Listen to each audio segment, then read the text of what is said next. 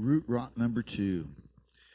Jacob is envious of the firstborn, or Esau in this case.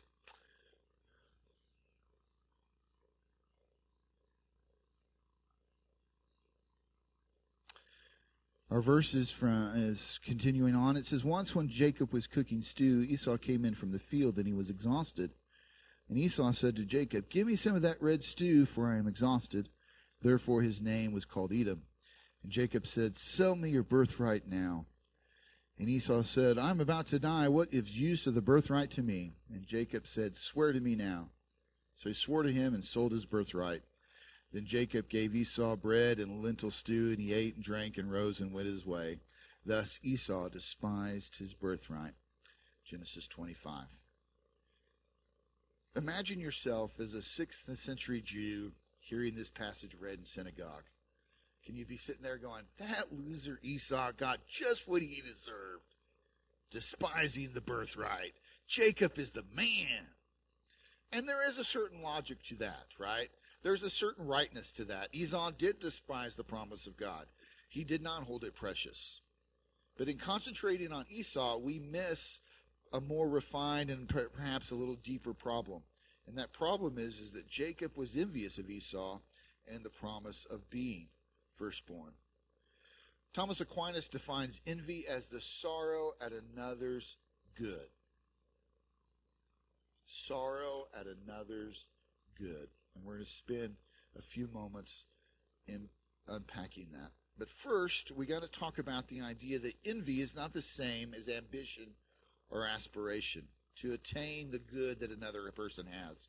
Such aspiration is good, and the good aspired can be something spiritual, like a relation to God, or a material thing that they've got something and they've worked for it, and I would like to get to that place. It's not envy to look up to another person. It's sanity, and it's a form of humility. Indeed, a world in which we never looked up to people better than us, in which the word your betters was forbidden, a world without superiority, without any kind of hierarchy, without any kind of heroism, would be dull, depressing, and full of despair. Kind of sounds like the world we live in. We are told that everybody's equal. Well, by definition, that can't be. Now, I'm not talking about, we say things like, well, everybody's equal at the foot of the cross. I'm not talking about that. I'm talking about things like when our son was growing up, he played basketball all the way through junior high and high school. And that was during the heydays of Michael Jordan, right? And Josh loved Michael Jordan. Michael Jordan pictures all over the wall. He had the shoes. He wore Bulls shirts every day to school. He thought Michael Jordan was the greatest. We watched all the basketball games. We watched him win all 6 titles. He wanted to be like Michael. And in fact, it got to the point to where we would be watching games and you would sit there and Josh would have a bad first period, maybe even a bad first half, and they would come back out and he would take the first shot, and Michael Jordan was famous that when he was playing basketball, his tongue would hang out, right?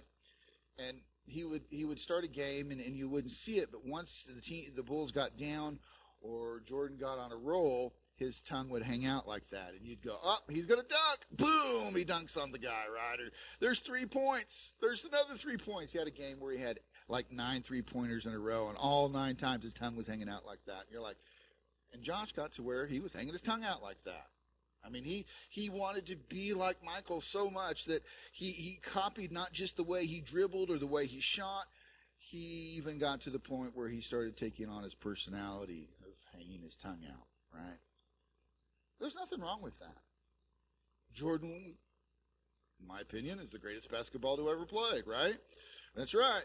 So to have that as your model, to watch his games, to see how he dribbled, to see how he did his fadeaway, to be able to say, I want to be like that, that's not envy. That's just aspiration. There's nothing wrong with that. The evil comes in when we get to that counterfeit, and that's what envy is. Hell has a very limited imagination.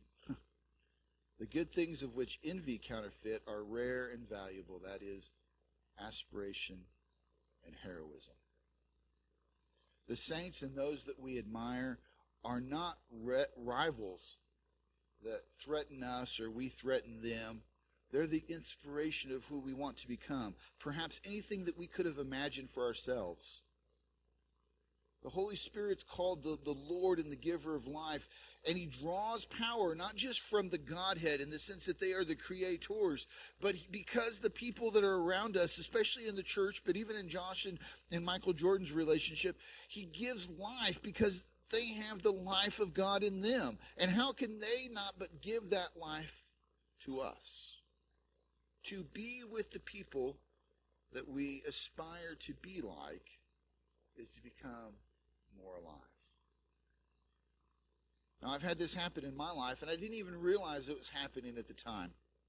After Deborah and the Lord, the most important person in my Christian life was a guy by the name of Don Marble. And when I met Brother Marble, he had been in the ministry for 40 years. He had been in a wheelchair for 10 years. But he had traveled all over Mexico. He had planted 14 churches. He had had miracles upon miracles done through him. And yet, you look at him in the wheelchair and you're like, whatever. There's no way. And the very first time I talked to Brother Marble, we were at a youth camp. And Sister Marble says, I need to go take care of something. Brother Marble's had a rough day. He was already in the wheelchair at this point. And I need you to sit with him for a few minutes. I'm like, okay. What do you want me to talk about him? She said, ask him about his Indians. I didn't know what that meant, but I went down, sat by him beside. And I said, Sister Marble had to go run an errand. She asked me to sit here with you, and she told me to ask you about your Indians. And he perked up, and he started talking. And he started talking about all the things that had happened to him on the mission field. And he got so animated and so talking so fast, and his top plate popped out, fell on his belly. He picked it up, put it back in, and kept right on talking. Didn't even faze him. And I hadn't been a Christian very long at all, and life was pretty much just a black hole for me. I can even remember sitting right there at the camp. I can take you to the very tree it was under, and I can think, I don't know what this guy's got, but I want it. And the Lord was gracious to me, and I got to be with Brother Marble days and hours, weeks, months, years. And for Brother Marble, things like a handshake's more important than a contract. Faith is not defined by what I can or can't do. It's defined by God. I mean, there's all these things that I learned from him and just soaked up. And I don't necessarily say that I want to be Brother Marble, but there is this idea that the heroism that he exhibited in some of the things he faced of MS and some of the things he faced while he was on the mission field made me want to be a better Christian, a better man. So I bring those up to show us the difference between aspiration and envy. Because envy, though it's not maybe what we would call the greatest sin, it is the only one that gives the sinner no pleasure at all, not even fake and temporary pleasure. Envy causes nothing but pain and sorrow. It shows more clearly than other sins two very profound truths about the nature of all sin. It removes joy, and it's deceptive. The devil is a liar, and we say that all the time. We quote John 10:10, right? But envy quickly leads to misery, not to satisfaction. Because envy removes joy, because it's the opposite of gratitude.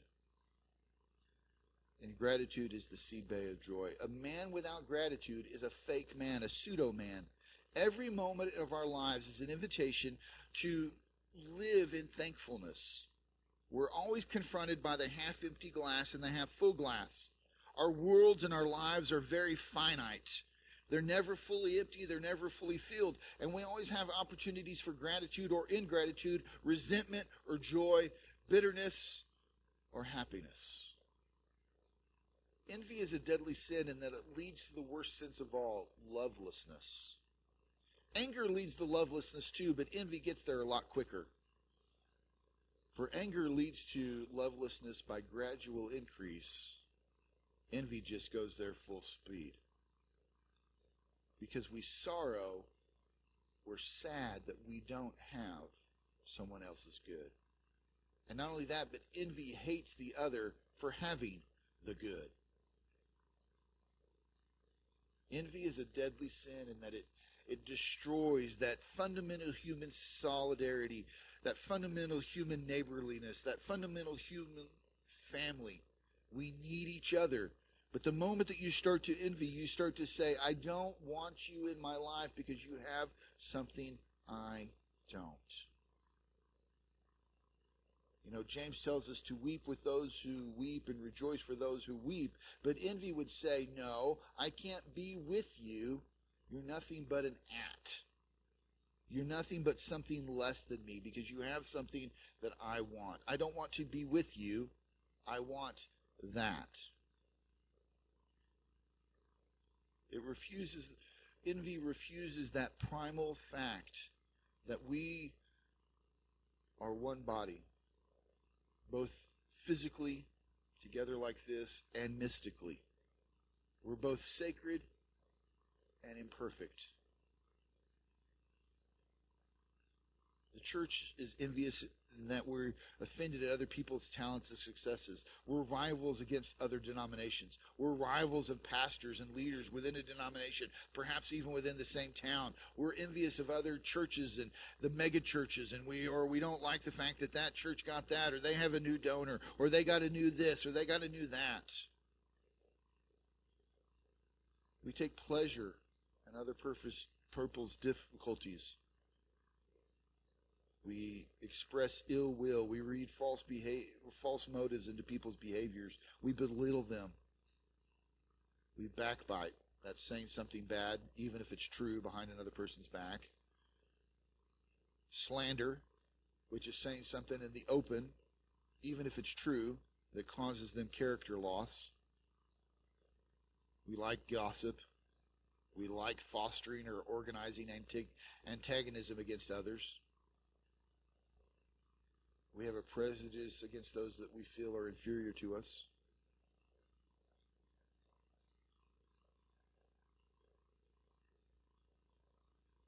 Hatred's object is to block our happiness. That's what it does. When the enemy comes and tries to stir up envy within us, to be envious of someone else's good or someone else's success, he wants to block the joy that comes from seeing others succeed, right? Naturally, we would say, well, I that's evil. Of course I don't want to do that. But the thing about it is that, again, I've used that word subtle so many times. It's not that we are sometimes antagonistic to their face. Again, this is an attitude of the heart. What are you envious of? A leader in the church? Some gift that somebody has from God? Somebody's health? Growing up, I was always envious of people in school who had both their parents still, that weren't divorced.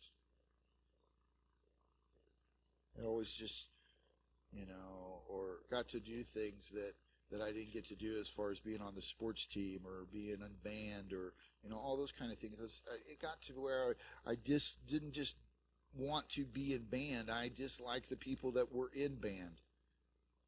And we see this play out in the idea that we have cliques. Those people over there, oh, they're the jocks. They're the nerds. They're whatever. If we think about the people we envy and why we envy them in particular, a pattern emerges. Enviers don't usually envy those that are far removed from them. Nobody envies Bill Gates or Jeff Bezos, right? We envy the people that we know.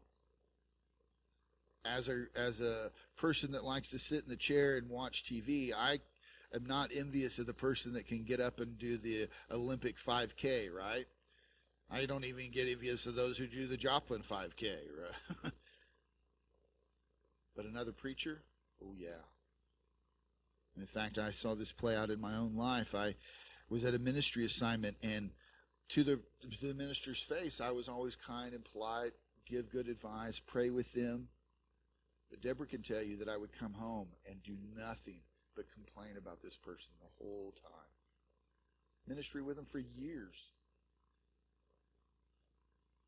Because I was envious of some of the places they got to go. I was envious of some of the responsibilities they had. I was envious of the influence that they had in other people's lives. I was envious of the people asking them opinion and not asking that same question of me for my opinion. Why? Because we are only envious of those that we rival or want to surpass in reputation.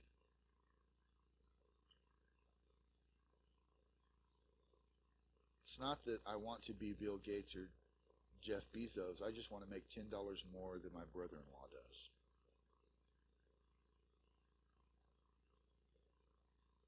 The one that we envy is kind of a paradox. They're too close to us to comfort, but yet they're completely out of our reach. The places and the things that other minister was doing, there was no way I was going to ever be able to do some of those things. Our educations was different. Our circle of influence was different. The people we knew was different. The things that he was doing, if I was honest with myself, I didn't even want to do them. It was the fact that he was doing them and I wasn't. And as it started to grow, it didn't matter what it was. I just didn't want him to have it. Because as I reflected upon this whole process, I started to realize that I was defining my identity not in who I was, but in comparison it to others. And because I wasn't like him, I felt vulnerable. We define our own identity when we look at envy and we see where we're most vulnerable. Envy strikes at a place where we feel inferior in a way that's close to us. We start to see that the greatest commandment is not working in our lives. Love the Lord thy God with all thy heart, mind, soul, and strength, and another is like unto it. Jesus didn't really say it's the second commandment. He says it's like a coin. It's this side of the coin and that's the side of the coin. It's the same command. Love your neighbor as yourself. Envy directly undercuts that love of our neighbor. And the last thing that we got to talk about before we go to our silent time is that envy in a technical sense needs here to be distinguished from what other words that we use. Sometimes it's treated as synonyms with jealousy, covetousness, and greed. So we say things like, I'm so jealous that you got to go on that cruise. Or I'm so envious of that that new purse you have. Where'd you get it? I'm going to go buy one too. Envy is similar to covetousness in that both in wanting something that belongs to the other, something that we lack, the covetousness and the envious are both have-nots. But the greedy, they can actually go and get it. The envious wants the very thing that they have. I don't want a purse like yours. I want that purse. I don't want to be a pastor of my own church. I want to pastor that church. I don't want to get a promotion in another department in the company. I want your position in the company. Envy is concerned about who we are and who the other person is.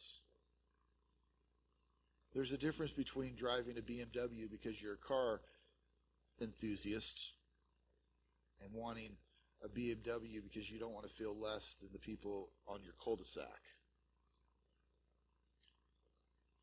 It's not the car that makes us green with envy so much as what the owner of the car says about them and says about us. Although we use jealousy and envy synonymously, jealousy is the condition of loving something and possessing it and then feeling threatened because the love thing or the person is taken away. That's why spouses can be jealous of each other, right? They don't want someone else to take them away. And while we could have a whole discussion about jealousy going too far, all I'm trying to get you to see is that there's a difference between envy and jealousy. And I want you to think about the people in your life that you're envious of. How do you compare yourself to others and want what they have? And how is that hindering your testimony? How is that hindering your personal growth? How is that hindering your relationship with God? I can guarantee you it's hindering your relationship with others.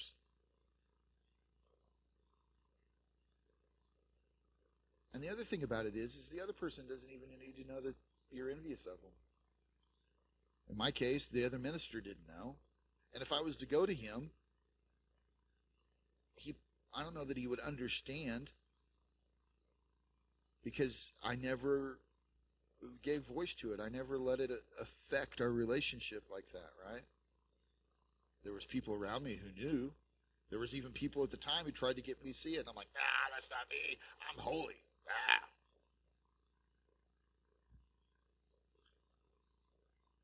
The story of Jacob illustrates that the envious believe that we're not all fully loved without something more. That we're not loved unconditionally by God. And that God didn't do a lottery and say, you get this and you get that. You get that church, you get that car. You get that gift, but you don't. There are winners and there are losers. We started talking about Michael Jordan. He won a lot. But that didn't make him more worthy as a person than the people on the other team. That just means that he worked probably a little bit harder. Envy is about how you see yourself.